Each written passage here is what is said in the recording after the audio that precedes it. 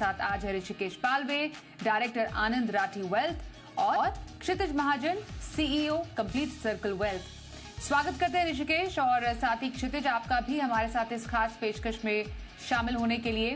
Fund की fact sheet समझना बेहद जरूरी है। पहले जरा जानते हैं कि ये फैक्ट शीट से मतलब हमारा क्या है ऋषिकेश। जब हम फैक्ट शीट कहते हैं फंड की, तो क्या ये किसी तरीके का एक रिपोर्ट कार्ड है, किसी तरीके का क्या डॉक्यूमेंट है, और ये in simple words fact sheet होती क्या है? नमस्ते स्वाति जी, नमस्ते क्षितिज जी और सारे दर्शकों को नमस्ते। सर्वप्रथम ये कहना चाहूंगा कि फंड फैक्ट शीट जो है वो फंड ओवरव्यू देती है। सबसे पहले कहना चाहता हूँ कि वो फंड का नाम क्या है, टाइप क्या है फंड का, ऑब्जेक्टिव क्या है फंड का ये बताता है, इंसेप्शन डेट क्या रहा है फंड का ये भी जिक्र करता है। जैसे आपने कहा, परफॉर्मेंस मैट्रिक्स भी एक बहुत इंपॉर्टेंट पहलू होता है उसका, जहाँ पे आपको नैव पता चलता है, पिछला परफॉर्मेंस पता चलता है, बेंचमार्क के अगेंस्ट क्या परफॉर्मेंस हुआ है ये बताता है, कौन सा बेंचमार्क कंसिडर करना चाहिए ये बताता है। जैसे कई बार हम निफ्टी यही बेंचमार्क लेके चलते हैं, लेकिन निफ्टी 500 होता है, निफ्टी 100 होता है, मिड कैप होता है, स्मॉल कैप होता है, हर एक कैटेगरी का एक अलग बेंचमार्क होता है। तो कौन सा बेंचमार्क चुनना चाहिए ये फंड फैक्ट शीट बताती है कि किससे कंपैरिजन होता है। रिस्क जोखिम की बात करता है कि जोखिम के बारे में बात करें तो एक रिस्कोमीटर होता है जो अधिकतर सब्जेक्टिव पैरामीटर्स पे ध्यान देता है कि मीडियम रिस्क है, हाई रिस्क है या लो रिस्क है। लेकिन कोई ऑब्जेक्टिव मेट्रिक्स भी देखता है, जैसे बीटा क्या है, स्टैंडर्ड डिविएशन क्या है, शार्प रेशियो क्या है, ताकि आपको पता चले क्या जोखिम है जिसमें आप निवेश कर रहे हो अगर किसी फंड में निवेश करना चाहते हो तो।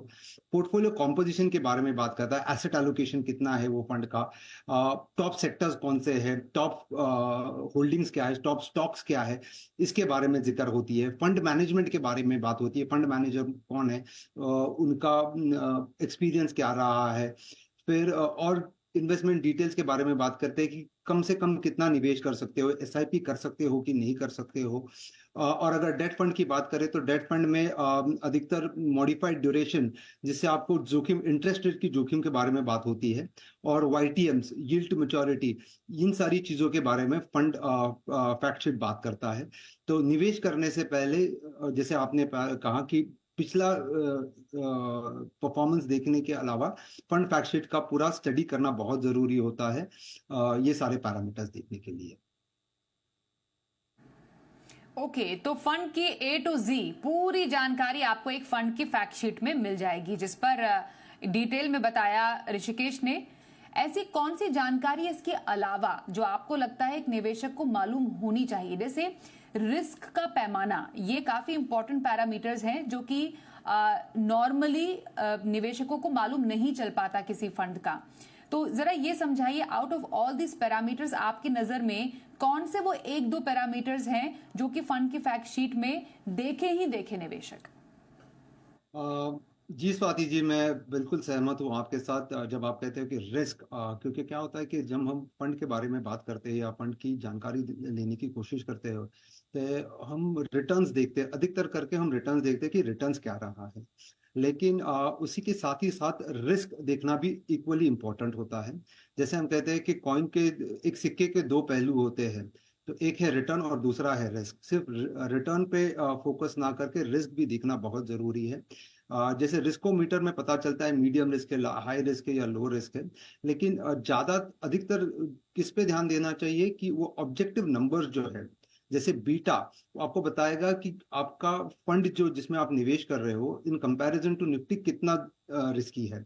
या फिर स्टैंडर्ड डिविएशन आपको बताएगा कि वॉलेटिलिटी कितनी है उस फंड की। या फिर शार्प रेशियो वो बताएगा रिस्क एडजस्टेड रिटर्न कितना आया है। ये तीन चार चीजें, ऑब्जेक्टिव रिस्क नंबर देखना बहुत जरूरी है। इसके अलावा ये देखना बहुत जरूरी है कि होल्डिंग्स कैसी है, सेक्टर वाइज होल्डिंग्स कैसी है, कि बैंकिंग सेक्टर में कितना है, इंफ्रा सेक्टर में कितना है, so on and so forth. इसके अलावा ये देखना जरूरी है कि टॉप 10 होल्डिंग्स क्या है। तो कॉम्पोजिशन ऑफ फंड बहुत इंपॉर्टेंट है। ये रहे ऑब्जेक्टिव पैरामीटर्स, लेकिन सब्जेक्टिव पैरामीटर्स भी देखने बहुत जरूरी है कि फंड मैनेजर कौन है, उनका पिछला परफॉर्मेंस कैसा रहा है, ना कि यही फंड का दूसरे फंड का भी परफॉर्मेंस कैसा रहा है।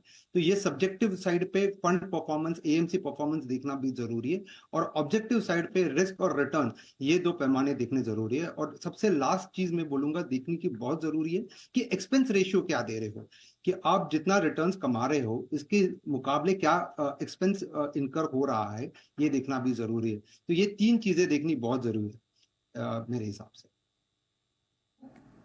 बिल्कुल। तो out of all these parameters, जैसा ऋषिकेश बता रहे हैं, बीटा, ये समझने की जरूरत है कि बीटा रिस्क पैरामीटर कितना है, स्टैंडर्ड डिविएशन हो गया, शार्प रेशो हो गया, इसकी जानकारी आपको मिल जाती है एक किसी भी फंड से।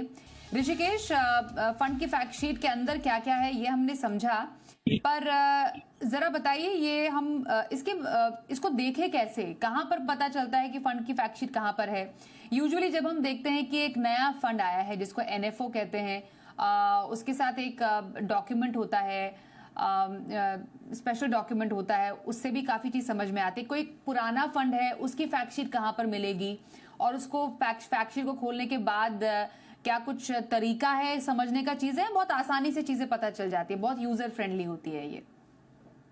तो स्वाति जी, सबसे पहले तो फंड फैक्ट शीट मिलती कहाँ है? फंड फैक्ट शीट मिलती है कोई भी एएमसी की वेबसाइट पे आपको फंड फैक्ट शीट मिल जाती है। हर महीने वो पब्लिश करते हैं कि फंड फैक्ट शीट मैंडेटरी है उनको पब्लिश करना। दूसरी चीज ये है कि न्यूज़ पोर्टल्स होते हैं, वहाँ पे आपको मिल सकती है। फाइनेंशियल न्यूज़ पोर्टल्स होते हैं जहाँ से आपको मिल सकती है। इन्वेस्टमेंट प्लेटफॉर्म्स होते हैं, जैसे ब्रोकर प्लेटफॉर्म्स होते हैं, वहाँ से आपको फंड फैक्ट शीट मिल सकती है। तो कई जरिए हैं जहाँ से आपको फंड फैक्ट शीट मिल सकती है। उसमें से देखना क्या जरूरी है कि सबसे पहली बात तो जैसे मैंने पहले भी कहा, रिटर्न देखना बहुत जरूरी है कि पिछले 3 महीने का, 6 महीने का, 12 महीने का, 5 साल का क्या रिटर्न रहा है। उसको देख के आप पता कर सकते हो कि कंपैरिजन कर सकते हो कि बेंचमार्क ने कितना रिटर्न दिया है, आपके फंड ने कितना रिटर्न दिया है, रिस्क क्या ली हुई है फंड ने, ये चीजें देख सकते हो। कॉस्ट क्या इनकर हुआ है, ये आप देख सकते हो। तो ये काफी सारी चीजें वो आप देख सकते हो। और अवेलेबिलिटी आज की तारीख में कहीं पे भी मिल सकती है, लेकिन प्राइमरी सोर्स जो होता है वो होता है एएमसी की वेबसाइट, वहां पे आपको मिल जाता है। लेकिन न्यूज़ पोर्टल होते, फाइनेंशियल न्यूज़ पोर्टल्स होते हैं, उनके ऊपर भी आपको मिल सकती है फैक्ट शीट्स। ओके, तो ये जो फैक्ट शीट है देखना काफी आसान है। ओके, आखिरी सवाल ऋषिकेश आपसे यही होगा, क्या फंड की फैक्ट शीट में भी बदलाव होता है, और ये बदलाव कब कब किया जाता है? ये कौन सी जानकारी है जो बदलती है जिससे कि फंड की फैक्ट शीट में भी वो इंफॉर्मेशन हम अपडेटेड या अलग देखते हैं? तो हर महीने ये अगर कोई भी चेंज आता है तो हर महीने के महीने में वो अपडेट होके एएमसी की वेबसाइट पे आ जाता है। कुछ चीजें देखनी बहुत जरूरी होती है, जैसे एयूएम क्या है फंड का, ये हर महीने अपडेट होता है, वो देखना जरूरी है। नैव क्या है फंड का, ये देखना बहुत जरूरी है। फंड मैनेजमेंट में कोई बदलाव आया है कि नहीं आया है, ये देखना जरूरी है। कोई सेक्टर ओवर एक्सपोज हुआ है, नहीं हो रहा है, ये 3-4 चीजें देखनी बहुत जरूरी है मेरे हिसाब से। अगर आप फंड फैक्ट शीट देखते हो महीना दर महीना, पर हर महीने फंड फैक्ट शीट अपडेट हो जाती है एएमसी के वेबसाइट पे, वहां पर जाके आपको ये 3-4 चीजें बदलाव देखनी बहुत जरूरी है। बिल्कुल, तो फंड की फैक्ट शीट से फंड की पूरी जानकारी आप ले सकते हैं और एक जानकार निवेशक बन सकते हैं। एक इन्फॉर्म्ड निवेशक जब बनेंगे तो आपके लिए, आपकी डेफिनेटली आपके जो निवेश की जो जर्नी है, का जो सफर है, वो और भी ज्यादा आसान रहेगा। इसलिए धन्यवाद हम करेंगे ऋषिकेश और क्षितिज, आप दोनों का हमारे साथ इस चर्चा में शामिल होने के लिए।